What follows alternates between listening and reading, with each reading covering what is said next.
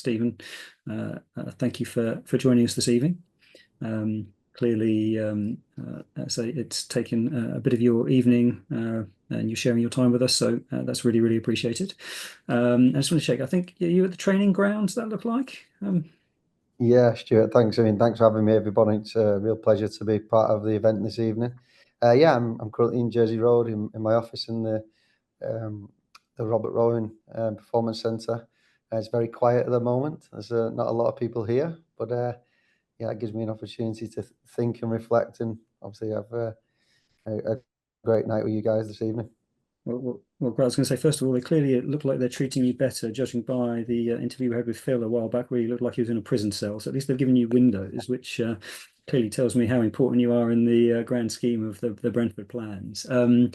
But I also would say that, yeah, I mean, it probably feels like you're a little bit under the radar. You know, it's always Phil and it's Thomas and the first team. It'd probably be good to maybe just get a little bit of flavour of your background. Obviously, you've been a player and you've been a coach a long time. I don't know if you can maybe just give us a quick potted history of your background. Yeah, of course. First of all, yeah, I don't know if I'm more important than Phil and I get windows, but I'll take every bit of sunshine I can get through those windows in comparison to the past life of the previous training ground. I'm very fortunate now that I've joined the club in a moment where we've had a lot of growth and development here at Jersey Road, and I'm very thankful for that. Yeah, me as a person, then I think first and foremost that when I'm ever asked this. I'm a dad, really. That's the main thing for me. I'm a dad. I've got 4 children. We're a blended family. I've got 3 stepsons and my daughter as well. We're a football family, and my daughter is a keen dancer, and she's got aspirations on musical theatre and many other things. And she's got a very busy life there in terms of what she does. And my stepson, one of my stepsons, is actually a player at Sunderland. He's in the system. So. Wow. As an academy director, that's really interesting and useful because I go through the same highs and lows that some of our parents go through at times, and a number of the very difficult conversations that go with being an academy parent. So, although I imagine the Sunderland Academy director probably hates the sort of parent-teacher night when you turn up. I know Robin very well from working alongside each other over the years, and I'm pretty easygoing because I understand it, so I don't ask too many difficult questions, and long may that continue. We're all good. Yeah, I suppose a bit more about me then as a person. First and foremost, I just love football, and I've been in the game pretty much all my life. As a youngster, I'm a really passionate football fan. I was very fortunate to be in the academy system and the youth system way back.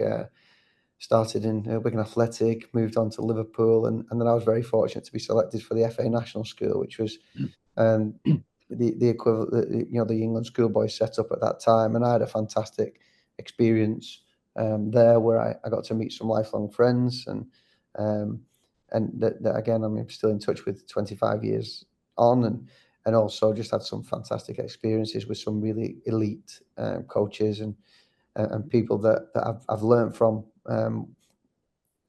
subconsciously, knowing that I'm picking up these tidbits of information as we go along. But then I was very fortunate to then join Liverpool as a young professional player, and I was there for 3 years as a sort of scholar now that you'd have in the current academy system and young professional, and I was fortunate enough to play in the reserves, but didn't quite make the grade into first team. And then from there, really, a lot changed. I was out of the game, really, in terms of professional football. I couldn't then gain a new club at that point, which was a very difficult moment for me. And I turned my hand to coaching, and as a profession, as a main, my livelihood depended on that, rather than playing football. And I played football part-time, then I played a rather non-league sort of system for a number of years, playing at various clubs, and going on that journey each year or a few years, changing clubs as you did in that time, and that's a non-league sort of circle. But more importantly, I set about being the best coach I could be, and my profession changed then, and I'm very thankful for that. I wouldn't change anything. I wouldn't change anything in terms of my career, because it then led me on a coaching journey where I had my own business for a number of years, working in schools and PPA time, after school clubs, holiday camps. It was just nice before. And the summer camp for the Penguins, I was thinking about, it took me back to my days of running summer camps and working on those summer camps, and they're unbelievable experiences and really valuable moments. So yeah, I was very fond times for me, and I learned an awful lot. And I then got asked to work back at Liverpool as a young coach, which I jumped at that opportunity. I spent 6 years there, back at the club where I was a player in the academy, and it all just sort of dawned on me a little bit about why things maybe didn't materialise the way I would like, and I saw it through a different lens, and then I was very fortunate enough to be asked to go and join Manchester City, where I spent almost a decade in a variety of roles, from coaching roles of the younger age groups, and then the last 5 years I spent as a head of coaching, and that was an unbelievable experience for me, to be around, again, just elite, high level people, high performing people who understood the detail and the nuance of youth development. And I was just there with my ears open and my notepad ready, and just taking as much information as I could from these people, and working with amazing people every day, in all of the environments I've been fortunate to be part of at the moment, with that willingness to want to learn, Stuart. I just really feel that, and I've always felt like that. And then I arrived in West London a year ago. What's the current And I date? guess 2 days ago, actually. on that probably maybe sort of drags me into maybe one of the first questions, because you mentioned Liverpool and Man City, and clearly you were involved with Trent Alexander-Arnold and Curtis Jones, and Man City with Foden, with Cole Palmer, with Jason McAtee. I mean, and Phil, when we were asking, for quotes, he said, he considers you a real world-class appointment. I mean, I guess the question is, having done all of that, what, and this is sort of John's question, what excites you the most about the Brentford project? What led you from sort of that Man City and, background in Liverpool as well to come to, little old Brentford? Yeah, it's quite an easy answer for me, really. I suppose I'd been in Manchester for 10 years, timing often.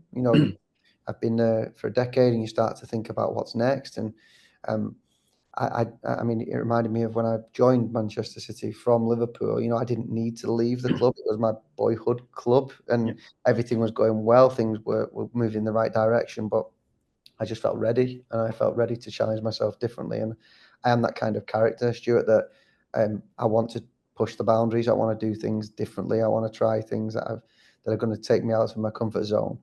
But also, it has to be the right fit. And I think that Brentford Football Club has proven that to be true. It's a very unique situation to have and I don't think it will happen again, to have a Premier League club with an unbelievable catchment area, doesn't have an academy, that has values that link to my own. I just don't think that will happen ever again.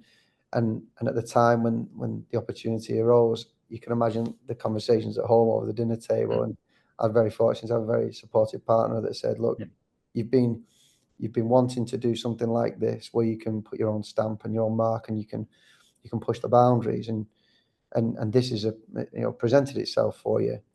You have to do it. We'll make it work one way or another, but you have to do it." So I'm so thankful to Emma for that kind of support. And great. I arrived in West London a year ago and haven't looked back. And then I guess maybe taking sort of a step back in that first instance, we're talking about, because fans are aware we didn't have an academy, we do have an academy, and you're the academy director, and we're talking about academies. But maybe can you go back to that basics of, even what are we talking about when we say we have an academy now and you're the academy director? Interesting. Um, Yeah, so as an academy, the rules state that we have to have, as a Premier League club, we must have an academy. An academy means that we would register players as a Brentford player from the ages of under 9 all the way through to our B team, or under 21s team in other academies. We've done that slightly different, which I'm sure I'll talk about throughout the course of tonight, and how we've tried to do that differently and uniquely in our own Brentford way. And more because of the reasons that we feel it's the best way to do it and it's the right way to do it, considering that we're launching an academy from scratch and what that means. But that means that we have to fulfill a games program. There's categorization that comes into that, which some people are aware of. I've seen some of the questions. We had a stage of launch and restart, which meant that we were a Category 4 academy to begin with, which meant that you had to have, as part of the rules, an under-18s side as well as a B team. I suppose I should touch on the B team model, because the academy never sort of went away. It just was done in a different way, which was through the B team model, which had a bit more flexibility, or a lot more flexibility around not playing in leagues as such, but having a significant investment from the football club to want to travel the world and play against top opposition and challenge, highly high potential players to want to get better. But that was done from the ages of 17, 18, rather than the ages of 8 and 9. So that just changed the entire sort of pathway and where that starts and stops. But we're now back as a fully fledged academy. We've passed a recent audit last year to go from Category 4 to Category 2. We're the first club that's ever jumped a category.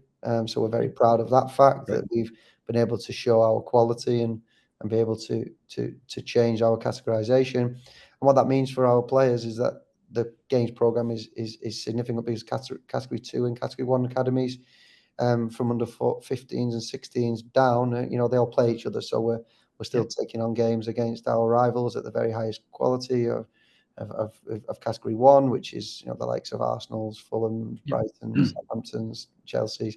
We play against those teams now straight away. So that's been really interesting to see, and our boys have coped extremely well. And we've got questions from Kevin from Walnut Stone, and John in London, sort of particularly asking about what's the difference between level 2 and level 1, and then Kevin in particular saying, are we going to go for level 1? We're surrounded by 6 Premier League teams. Is that in the future? Yeah, I mean, again, upon arriving here at the club and talking to Phil and Lee and Ben and everybody at the technical board around, what is the aspiration here? And they asked me what I felt, and I just felt, well, why can't we be the quickest club? Our target could be to be the quickest club to go from Category 4 to Category 1. I had a few nods in the room. I felt the nice response to that answer, and ever since I've joined, that's been the aim. Now the key thing here is we've got to do it responsibly. We've got to make sure that our safety protocols, and when we're looking after young people, that we're not doing anything that's reckless, because we have a duty of care here to these young people that are within our environment, to make sure that we do it methodically. We make sure that we've got everything in place that we need from a operations standpoint, facilities, safeguarding, policy, procedure. So we're not going to do it recklessly, but we are going to try and do it quite ambitiously, which is, as soon as we feel ready, we'll try and step forward to that Category 1 status. But at the same time, review, so that's something we think about today. Towards the end of this season, we'll have a SWOT analysis to say, are we ready to take that next step? And if we feel we are, I'm sure we will. And just what do we gain from doing that? What do we actually benefit? The differences from Category 1 and Category 2 is the games program is of a higher sort of standard, and the opponents you play, certainly nationally, and what competitions you're entered into. There's some elements of funding, so you're provided with more funding from the Premier League, the higher category status you get. But at this moment in time, we're sort of trying to work as without considering that categorization, and trying to just do the best job we possibly can. Irrespective of the category that we have, we feel it's important to do the very best work we can, and our policy, our processes of youth development, and the way that we operate, we're very pleased with. We've attracted some key staff from different clubs, and with a wealth of experience from clubs from the likes of Reading, and our head of football development, Jamie, who joined us from Reading after 12 years experience. Andy from Chelsea with 10 years experience. Gaz with Southampton, with over 10 years experience also. So and I could go on. The list could go on and on now about these people who've joined us from different clubs and different walks of life. But ultimately, we're quite confident that by attracting individuals with this wealth of experience, then we'll be able to deliver such a high level academy, and the categorization will follow in due course. Okay, great. And we've actually got a question coming live, sort of from Trevor, which may go to a little bit to your purpose and values. He sort of wants to understand a little bit about what it means to be caring, as in the most caring academy ever, and what you also mean by progressive. Yeah, So of you course. mentioned that's your values. So I mean, I don't know if this is a good time for me maybe to share a little bit about our purpose. I did share some images that I thought may be useful for tonight. So this question may just tie in nicely with our model. Maybe we might ask Lisa if we can get that up if it's available. Here we go. There we go. So Here's one we yeah, made earlier. yeah. So I mean, perfect. I think again, upon joining the football club, I was asked to present a 10-year plan, which I won't share with everybody tonight. But one of the slides within the plan was this one that you're looking at the moment. And I believe everything starts with purpose, but everything's built on people. So our purpose is to be admired as the most caring and progressive football academy in the world. Now, will we ever know if we've achieved that? Maybe not, but we will be striving towards that purpose every day. And that gives us something to chase. It's something to aim towards. And it was really clear with the staff when we were hiring numerous staff for the academy that we could ask this question to them. What does it mean to be caring to you? How do you see progressive? Progressive is innovation, and it's one of our club values to be progressive in our way and be creative. So then we come back to the people, and it was important that we hired staff and we recruited players and families that they were diverse in their thinking and backgrounds and spirit and culture. They had a passion for youth development. That's another thing. I understand why people like to work in football. It's quite glamorous. But working with youth is less glamorous, especially when it's Tuesday evening at 7:30 and the weather isn't very good and you're outside in the freezing cold. So, what is motivating somebody to want to do that and want to work with youth? I mean, I know my reasons for that, but I wanted to know other people. So we've set about that task, recruiting as many people as we possibly can that, would tick that box and would also be able to take us further. Our plumbing, the plumbing term is around processes, policies, procedures, and they have to be conducive to youth development. And often in many organisations, they sort of counteract and prevent us from doing a great job. And, we've made sure that our operations team and our chief plumbers, so to speak, they know exactly what it is. And that's the things like, having the right systems in place where our parents can communicate and they can ask us questions and they know what time kickoffs are. And we use a platform called Teamworks for that. And we also have lots of correspondence to our families around many areas that help them just relax and take care. And can grab a coffee here and a free tea there and those things. The product in any academy is the players. It's not the team in an academy. It's slightly different. As fans, you watch Brentford and you want them to win. As a football club, as a first team, it's about how we win, how we find a way to win. In the academy, it's a bit different. Our product is the most important thing, and that's players. So there's never been one team that has progressed through into a first team. It doesn't work like that in academies. It'll be the individual players, and they find their own rate to do that. So it's important that when we assess our players, we look at their their performance and their social excellence, because if those three areas are worked upon within our academy, then we've got a chance of progressing players through like we have done already from our B team. So, and can you just explain social excellence when you use that phrase, Stephen? Yeah, of course. I'll go through that, and I'll also speak about performance if you like, because I think that's also similar. But you can have, everyone understands football. You look at the football bit and you think of the way they kick the ball, score a goal, prevent a goal, the tactics, the technical aspects. That's where football is taken care of. Performance are things like physical, growth and maturation, physical workouts in the gym, but also things from a psychological perspective that do you have the psychological robustness to handle such a really tough industry, and also, although going to the GTEC and having your fans scream and shout on your behalf is great, you may go to another stadium and therefore it's the exact opposite, and maybe a few more as well. So you have to be able to handle that, and that comes under performance excellence for us as well. But then social excellence is also being able to interact with people and having that excellence and that social skill to be able to ask a question.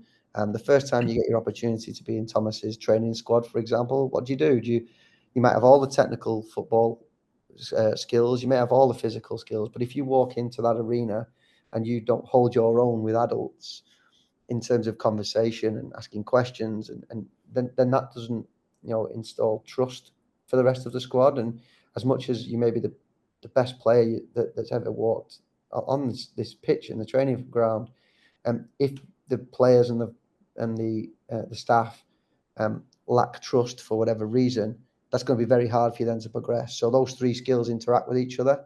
Sometimes we have players that are socially superb.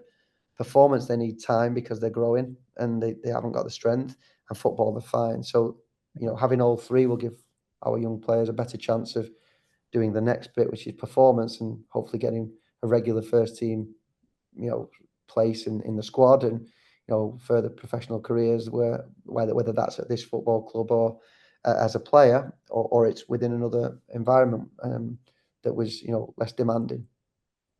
But ultimately, Stuart, what you see on the screen creates our experience. I say to all of our families when they join that the only guarantee I can say is that this will end at some point. So we're not trying to, we're not trying to fill people's heads with these ideas of grandeur that it's always going to be perfect. We talk about the elephant in the room, which is that it will end. Now, hopefully, it ends because you leave the academy and enter into the first team. That's the aim for everybody, and we shouldn't shy away from that. Hopefully, you move on, or maybe go into somebody else's first team. And sometimes it's because we all tried everything we possibly could to help you get to that point. We worked hard, you worked hard, but it just didn't materialize. And sometimes those moments are okay as well, the way that you talk about those and you speak openly and candidly with the families. And maybe in the future, we have some of those individuals that will come back and work similar that I had with my journey. When that doesn't quite materialize, maybe in the future you can come back and be part of our alumni and maybe work in football in a different capacity if that doesn't materialize for you in the way that they would have hoped. Hopefully that has given a flavour towards the way we're looking to work and what's important to us in the academy. No, and I think that really, really has. I think that probably just touching on it, there was a question from Mike in Bishop Stortford about what are the key things the academy needs to do if Brentford wants to find its own Trent or Cole Palmer. I mean, is that this, or are there other things that you need to be doing to actually find and develop those players? Well, I suppose, I'd also like to talk in a moment about our purpose on the page and what that means for us around our staff and how they work on a daily basis. In order to find the next version of anyone, I think first of all, and what you see here on the screen now is just the way that we bring that purpose to life. But ultimately, what you saw with the pyramid is that's our strategy of work and how we want to work for the long term. So ultimately, what I've been fortunate to experience is it's about process. It's about these young boys coming into our arena, into our environment, with ultimate trust in the way that we're going to work together. And if you look at the beliefs on the page, you can see that number 6 says working together with parents is the best way to create an environment in which their children can thrive. And the only way you do that is by trusting each other and knowing that the way you act is going to, we're all after the same thing, really. But if I go back to the likes of Trent and Cole and others, that they had 100% belief in the way we worked. We were all in this together. The families were good to work with, the parents. We didn't always agree on absolutely every aspect of what it would look like, but we knew that working together is the only way to get there. Working against each other and not working collaboratively and not working the way you can see on the screen was only going to hinder. Now, what you see on the screen at the moment is the way that we sort of go about our business. So, the previous question was around what does caring look like? Well, the best way of me explaining around why caring is so important for us is simple. We all go to work. We all have a job. If we feel cared for, we perform better in that world. So if we think about these young people, and the one thing we can take care of is we can care for them, then we give them the best possible opportunity to be successful.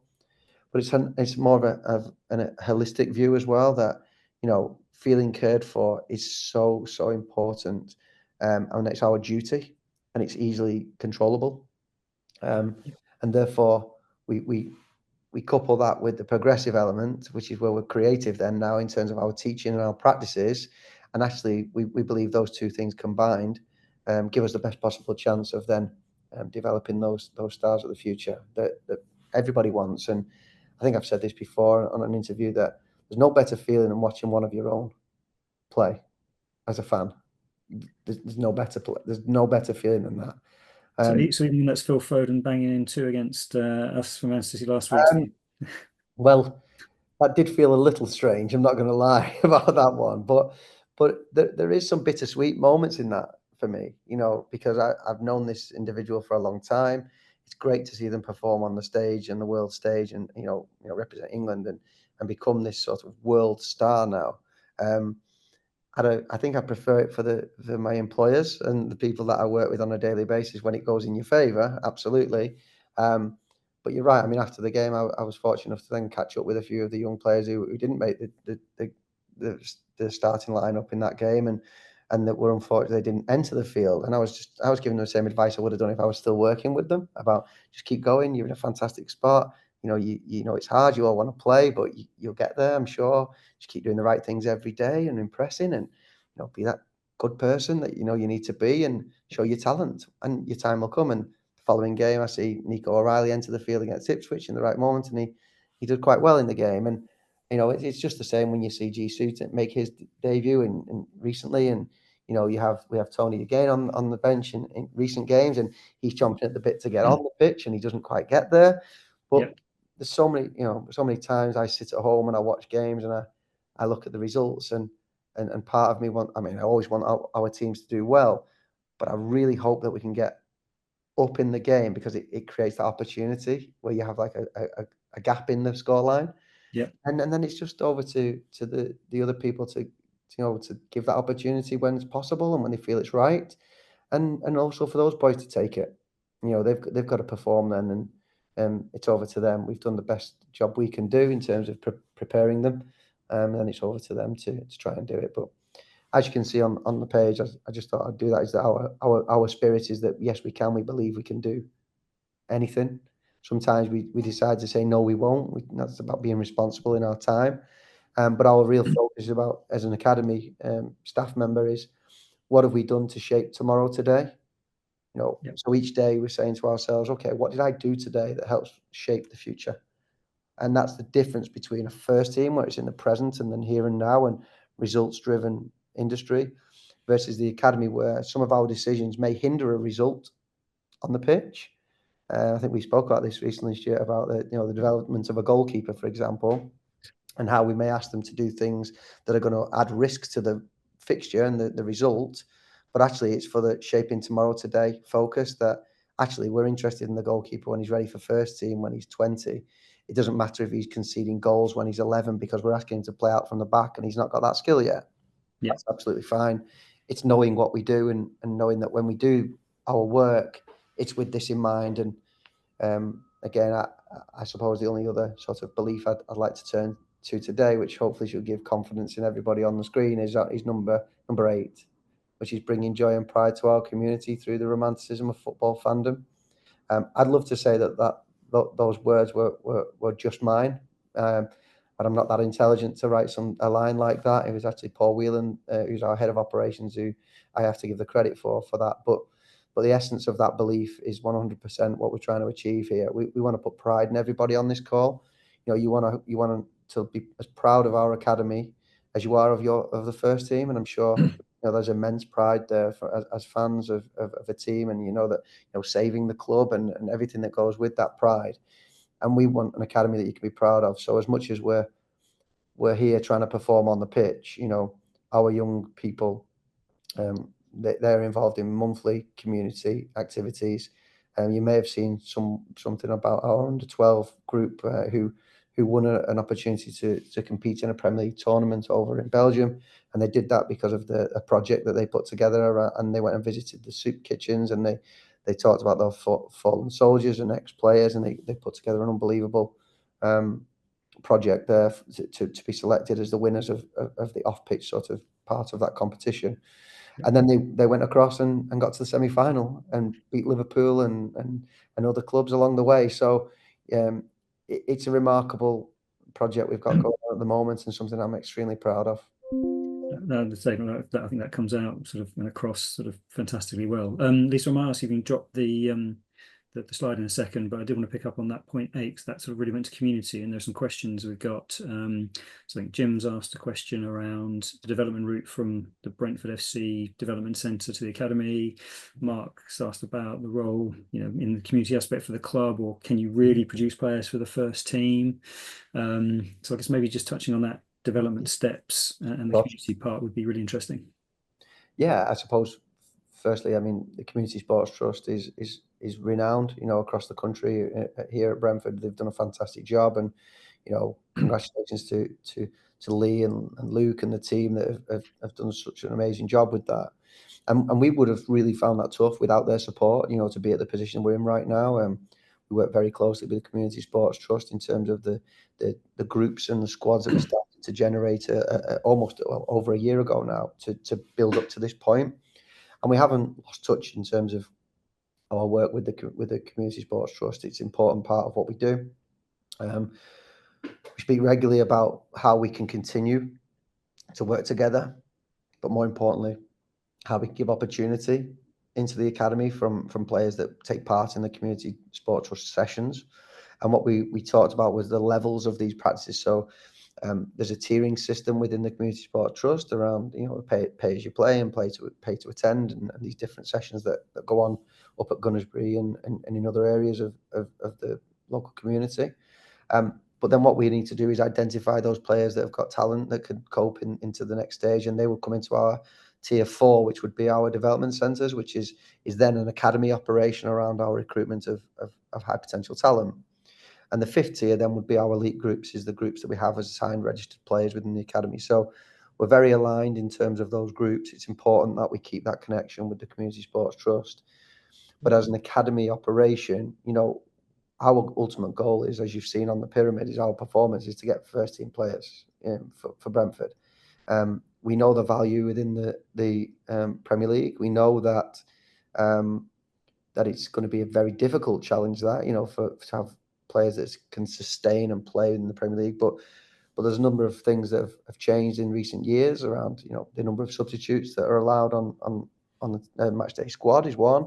Brexit is another that's a very helpful sort of decision that helps young English talent and opportunities that may present themselves, because in the past you could recruit young European talent at the age of 16. Well, now that's changed to the age of 18, and it's a world market rather than a European market. So there's a number of changes here that have gone in our favour, but ultimately it's about having talent that's good enough to step in, and that would be the same at any club. Again, talking about my previous clubs or where we are right now, Phil Foden, Cole Palmer, Rico Lewis, James McAtee, Nico O'Reilly. Yeah, they all joined us in junior academy, pre-academy, which is under 8s. Yeah. So you could argue with a lot of the time. People would say, well, the clubs with the most investment are the ones that would produce and buy, and of course Liam Delap and others joined later, Jadon Sancho and Oscar Bob, and those people joined later. But actually there's a mix of the two, and that goes back to process and belief and working together to try and progress up through the entire academy. And that's doable because I've seen it. Trent Alexander-Arnold, Curtis Jones, under 7s. Curtis Jones reminds me of the same type of player when he was 7, when I saw him when he was 7 years of age, just in his the way he holds his body and he carries the ball and he does things. He's a bit taller, a little bit taller maybe, but the way he plays the game and the way he thinks about the game is very, very similar than it was. So our duty again is to make sure that we can continue to enhance these qualities that we see in these young people when they join us in really youngest ages, help them flourish, look at where they need to improve, and if we can help any weaknesses that we can or areas of development that we can work on, we do. And we do that in real detail. But if we do that and we create opportunities and we understand what potential looks like, then we've got a chance. And again, you know, every club now is giving opportunities to these young players, but it's about them grabbing that and taking it when the moment arises. No, indeed. And we've had a live question actually, just on your previous slide. Leslie sort of said, what does GIC stand for? I think you had Stands for Greatest Imaginable Challenge. Greatest Imaginable Challenge. Okay. Yeah. So our challenge is to have 3 first-team debuts in the Premier League in the next 3 years from the academy, from the B Team Academy, or 5 in 5, excluding this year's. It's a slight change, but it's a challenge, and that doesn't involve cup competitions or friendly games or pre-season games. It's Premier League, which we know is the toughest challenge for any young player to make a debut. And there's a follow-up question from Trevor to say, are there any other clubs that actually achieve that, or is it really, as you've said, the greatest imaginable challenge that you've set yourself? Well, yeah. I mean, you know, you see, there's a young 17-year-old player playing for Spurs at the moment who played on the weekend, and there's players at other clubs that are doing that, and you know, I've experienced that. I've seen that happening. You know, the players that are now our household names at some point were not, and they had the same challenges as others. It's very difficult to break into the Premier League. You know, ultimately to play in the Premier League, you have to be an icon in the game. I believe you have to be an iconic player. You have to be that good. Just to break in and stay in is hard. Yeah. But 100% is doable, and otherwise, you know, I'm fortunate enough to be in places where I've seen that happen, and I've witnessed it with my own eyes. And I mean, you know, the emergence of Cole Palmer at the moment when he gets his opportunity and what you see and how you see him perform, I think is just breathtaking. Some of the things that he does at the moment, but we had absolute faith in him for years about what he could do, and there was the moments where there was doubts, of course, but his ability was never in question. And we have that same situation here in Brentford. You know, we've got some unbelievable talents. I won't name any of them because I don't think that's quite right, but you know, we've got some exciting prospects that we're looking forward to emerging over the next few years, and hopefully with a bit of luck and some hard work that they'll get their opportunities and take them. And there's a sort of follow-on question that sat sort of from Heston put through saying, are there special support services you provide to help that development's physiological as well as psychological? You talk about development, it'd be good to get that sort of range explained if possible. Yeah, I mean, first of all, it's age specific. So some of the things I'll speak about now, we don't do at, say, the under 9s and the under 10s. But then as we start to progress up the age brackets and we get to a point where we believe, you know, peak height velocity, which is a growth spurt, is now concluded, or we've got a better understanding of where the mind is at and the body is at, and what type of individual we're dealing with, we can start to go into more position specific work and more detailed work at that point. And that's usually around the under 15s age group where we really start to hone in, and then we surround these age groups with you know, a high level team. So from all ages, all of our coaches are full-time members of staff, both the head coach and the assistant coach. We have performance analysis in terms of with those ages as well, and from the under 15s up, they have a specific person for that. From 14s and below, we have our assistant coaches, our coach analysts as well, so they're able to analyze and use software and video footage for all of our teams. So all of our young teams get their games and training captured, so they can look back and see how they did and evaluate. And hopefully that's what's going on, rather than the whole family huddling around the TV to watch back, and you know, as it can happen sometimes, and look at that. But it's for the right reasons we have that technology. We have sports scientists who are assigned to age groups. So again, from a you know, a physical perspective, that's important that we have experts in that field. We're in the process now of developing what we call a human performance, human development department, which is about human performance coaches, you know, clinical psychologists working within the club. And we have an expert in neuroscience. We have many people that can look at a multifaceted approach, and we talk about creating an interdisciplinary team around these players so that we can have experts in their field and offering lots of different lenses and approaches towards developing these young talented individuals. And that's so crucial for us. I mean, the work we're doing in growth and maturation right now is being led from our sports scientists and our athletic development coaches. And Stephen, just on that, 'cause there was a question from John in London about that, specifically about use of data, and apart from pure talent, do we measure genetic, physical, cognitive markers when considering future potentials? Can you maybe build on that a little bit? I think you just sort of touched on that there.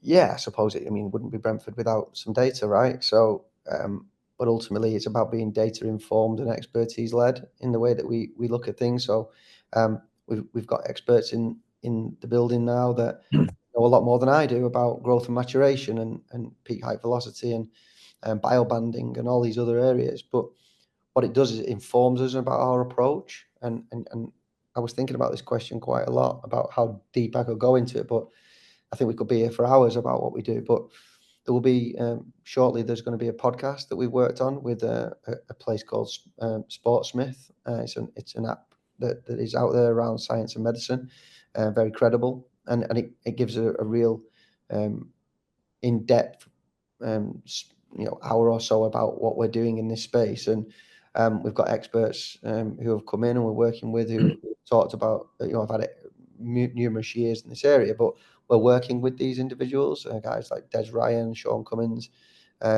etc. And what we do is we capture this in order to compare apples with apples. That's the best way I could explain it. If you have a boy that's chronologically, say you have two boys who are chronologically 13, one of them can be biologically 15 and the other can be biologically 12, but they're in the same age group. Yeah. So how do you compare the level of talent and at the level of performance when the bigger, faster, stronger boy is more likely to dominate in that game? So we talk about playing across age groups rather than within your age group. We have merged age groups as well, so we can have more flexibility. And what we do is we try and give opportunities where the stronger, faster, bigger player is also feeling like the smaller player in certain moments. And that's just so we can assess and we can develop, and they don't get by basically on brute force and power. And they have to start thinking about their game in order to develop. But a lot of that is based on the data that we capture around physical growth, maturation, predicted adult height. We can get pretty close with that within a few centimeters now from some of the measurements that we take. That doesn't mean we only pick the boys that are big. I've got predicted height that's going to be a certain size. We actually have a real mix of players within our system. Big, small, short. We have a real mix now. And that's important that we have that diversity within the groups. And but the work that we're doing is pretty exciting around that area, and we feel it can be a real niche for us because one man's trash is another man's treasure, and we've got to be we feel like we can be the experts when there are other clubs that make a decision to offload a player, and we can embrace that. We can do some more work. We can capture the data and actually can start to predict a little bit more of the future and what that looks like. And just on that, I mean, I guess all that story is talking about us developing great talent. And obviously, famously, we previously closed the academy down. We had because we lost a couple of players to bigger clubs when we were obviously at lower teams. And Chris sort of asked that sort of simple question: what stops our best talent from being poached? If we're doing all this innovation and putting this effort and thought into it, I guess lazier, richer clubs could just say, "Well, thanks, Stephen. We'll just have them." So what stops that from happening? Well, every club's in the same place, really, and even those bigger clubs now, if you were to do any research and look into the youth sort of system, with that change of Brexit and a few other sort of changes, there are players moving and changing clubs from the bigger clubs to other bigger clubs now. So we're not going to escape that. That's something that we have to be aware of. But I also think that because we're the club that wants to do things differently, and we're the club that wants to work in real depth and detail in the way that we operate, we have to be really bold with that, and we have to be brave in the way that we operate, which is different. So we have a number of things that we do differently than other clubs. I've just spoken about one of them, which is we have merged age groups. So our 9s and 10s train and play together. Our 11s and 12s the same. Our 13s and 14s the same, and our 15s and 16s. Our 18s squad is made up of under 17s, under 18s, and our B team is a mix of ages as well. But we're the only club that does that all the way through the pathway. So that's different, and it means that in season 1 you may be the youngest. Imagine your birth date is September. You're the oldest in your age bracket in school, but actually you're middle of the pack in our squad, because the year above you would be September, would be another 12 months away. The following season you become the oldest. The season after you become the middle. The season after that you become the oldest, and that's quite unique in terms of planning that and strategically over time. But to go back to the actual question, Stuart, I think we've got to be really proud of the way that we work. We've got to try and do the best job we possibly can. And if we care better than everybody, which is our aim, Yeah. my key question is, why would you want to leave the place you're cared about the most? Yeah. Because it's very risky to leave. The grass isn't always greener, as we know, but hopefully if you're developing and you're cared for more than you've ever been cared for before, then hopefully we're all happy and things will be progressing in the right way. You'll feel like your development is going in the right direction. You feel like you're getting the best out of you, or we are getting the best out of that young person. And therefore, it's just as difficult to get into the Premier League side of Brentford as it is to get into the Premier League side of anybody else, because every first team is fighting for something now. Yeah. That the Premier League's changed in terms of, you could at one point a number of years ago have those teams that were never getting relegated. They weren't really challenging, and they were in that middle bracket, and that's quite easy to blood and give opportunities to young players. Every team is fighting something. They're either fighting relegation or going for Europe. So it's just as tough now to break through at this club as it would be at any other club. There's no easy path. So therefore, hopefully we do the best job we can. Our players are developing to the highest rate, and therefore that will be our sort of reason for remaining with us, because we don't feel anyone can care for you and teach you the way that we do. No, I think that's clear. Thank you, Stephen. So conscious of time, so I'll just try and rattle through a couple more questions. We're not sort of conscious of this is your evening as well. I think I might be lynched if I don't sort of ask this big generic question of how do you get your players into the academy? Where do you recruit from? Almost like, how do I get my children into the academy? I think that seems to be sort of a general one. What scouting look like? How do you identify candidates? Are there open days? How can I get involved? Really, I guess that's that big question for you. Of course, I mean, our job is to have our team of scouts out in the field, watching, communicating, linking up with as many junior clubs as possible in the area. We are bound by rules, so the local players that we recruit have to be within 60 minutes of the training ground, and that's up until the ages of I think that's up to the age of 11 and 12. And then after that, it can expand to 90 minutes. And then national recruitment opens up at under 14s. But my best advice to give people and opportunities is for them to continue to play and work as hard as they possibly can in their grassroots teams. To have our team will be out and about and watching and looking for talent always. And then it's about, obviously, if you were to have your children in with our community sports trust, that's a little bit easier, because that's the tiering system I spoke about before, where we can share that information. But, we're working tirelessly now to scour the region and do what every club does now and create opportunities for these young children to hopefully join an unbelievable project. The reality is that there are stages to it in terms of coming into the trust or coming into the tiering system, then into our development centres, and then from there, if you perform well in the development centres, you then get an opportunity to come on trial and with our elite groups and go through these stages. But yeah, just giving advice really to work hard for people to maybe put their children or grandchildren into some of the community sports trust sessions would be a bit easier for us to identify due to the fact that we work so closely. But if that's not the case and you're too far away, then just be safe in the knowledge that we've got lots of people out and about, and communicating, and with the grassroots clubs and watching games, and that's the sort of natural, organic way of getting an opportunity with any football club. Okay, and this question came in from Tom McCann, actually, which is probably very basics of how many players are in the academy and what are the age groups? Sorry, we sort of completely overlooked that sort of, what size and shape of it. So thank you, Tom, for that. Yeah, of course. So currently we have around about 89 registered players from the under 9s through to the under 16s, with a further 50 players across our under 18s and B team.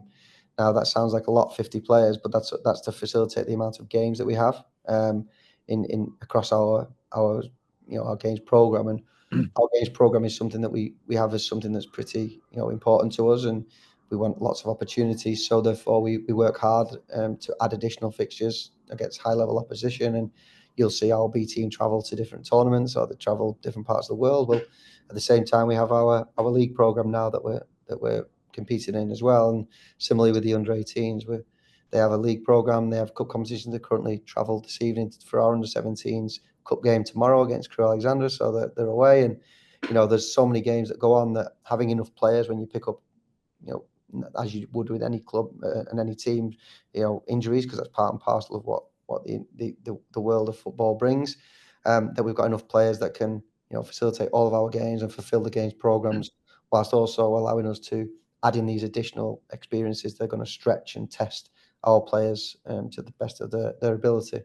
For example, we're taking our under 16s and 15s to Germany in a couple of weeks to play against Bayern Munich.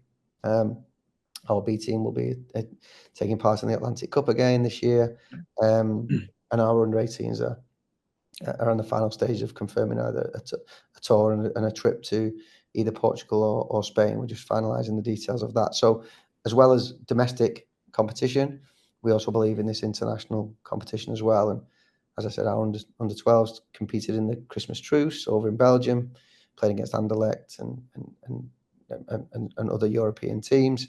And we're looking for that experience for all of our players to travel across Europe and experience international football, because we know the benefits of that in order to assist these young players to develop in the future. The first time they play in the Premier League, the likelihood is they're going to be marking someone from a different country. So in order to expose these young players to those experiences early, that's only going to help them when they get to that final stage. And hopefully they make the mistakes against these kind of opposition a lot earlier in their life, and they can learn from it, and therefore they're ready when they get an opportunity to step foot on that Premier League pitch. Okay, I'll ask just one more sort of themed question, and maybe just a couple of very quick, quick fire ones. But sort of Richard McDougall and also Tom, who's actually in Seattle, it looks like, and Nigel, sort of all asking really around the academy as seen as a revenue generator, and its business model around sort of generating player sales, and otherwise, and also, does that business model only work while we're in the Premier League? So I guess it's a thematic one about, are we seeing the academy as income generating for the future, or is it just what we're doing to produce good players regardless? I mean, ultimately, and this is a personal one for me, I don't want to be in a football club and working in the academy that is just losing money for the football club all the time. I don't think that's the right way to look at things. So the budgets we have are very generous from the football club, which shows intent. And then with that, we were able to do all of these things I've spoke about, and travel and help these young players, achieve the best of their, to make the most of their potential, really. But actually, we want to become sustainable. So we don't want to be a loss to the football club. We want to be able to generate enough talent that, in the current market, a young player that could be on the substitute bench in the Premier League, what would that value be to the football club, rather than our club going out and having to spend on players, and spend. We see the amounts that fringe players are now going for in the Premier League. Ideally, we want to be in a position where we're providing those players and even more players that can progress and be starting players in the Premier League, and maybe in the future even move on and generate significant revenue for the football club, and that's our aim as much as it is to give a great experience and to help nurture talent and give them the best opportunity to have a great time whilst learning about the game. It would be wrong of us to just keep spending and not having any returns. It's not a very sound business model for any business to do that, and that isn't helpful. So the more we can provide players that are of the quality to play at the highest level, the better. And then the fees that will be attached and the significant saving for the football club will also be evaluated and goes back into obviously the fact that the club doesn't have to spend money, and therefore maybe covering costs of our academy. I know, it was well documented in my previous club, the amount of sales we made and the money that came back into the club. And if you look at the numbers within that club, we can be very proud of some of those values. And that's where I said earlier around a success for us is the main success is generating players that can play in our team, in the Brentford first team. But also, you've seen Tristan Crammer has just moved now, and there's a fee attached to that, and that comes back into the football club. And a lot of football clubs now, you can see what they do in terms of selling their academy talent in order to fit in with PSR and other reasons. And for us, it's an important one that first and foremost, the most important thing is having the ability and the talent that warrants certain fees and opportunities.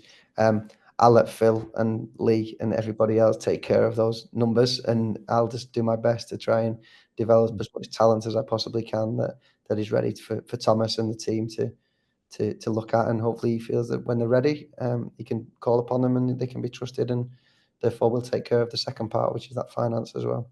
Yeah, no, thanks, Stephen.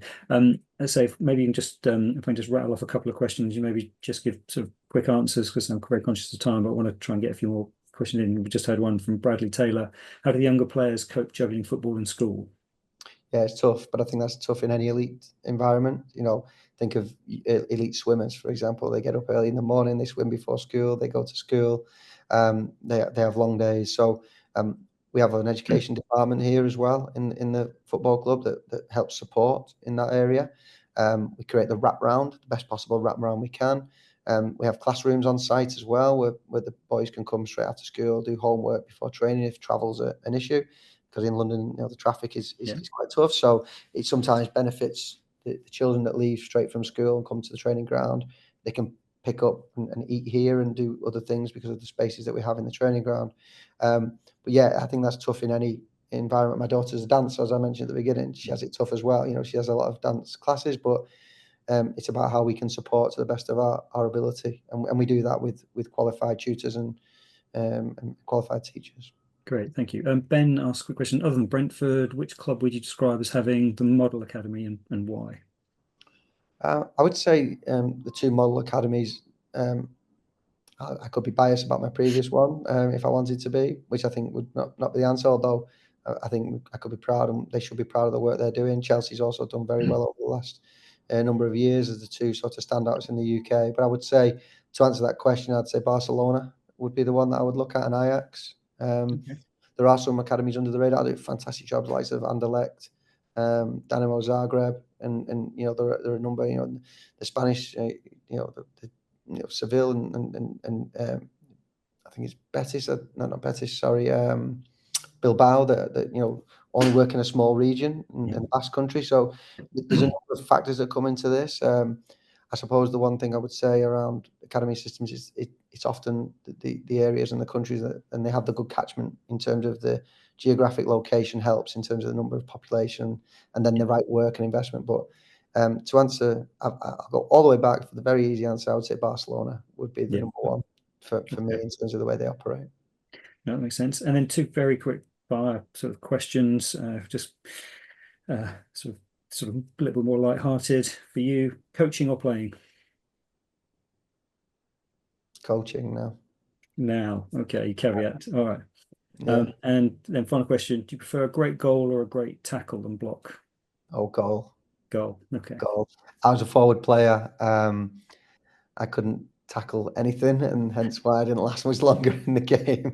So I would say that's not for me, but a great piece of skill or a really bit of inventive play. It gets me off the seat, and my favourite players are all creative players. Not academy players, because I can't have that bias. I mean, when I was growing up, my favourite players are those that are creative. My favourite academy players, if you don't, and I don't mind saying it, goes back to one of our beliefs, is I love an outlier. I love an outlier. I think that, something that's a little bit different and special, whether that be physicality, whether that be technique, whether that be some special, ingredients that just stand out, it definitely gets me, it gets my sort of focus there, and I love the thought of, okay, what can we do next with this kind of player?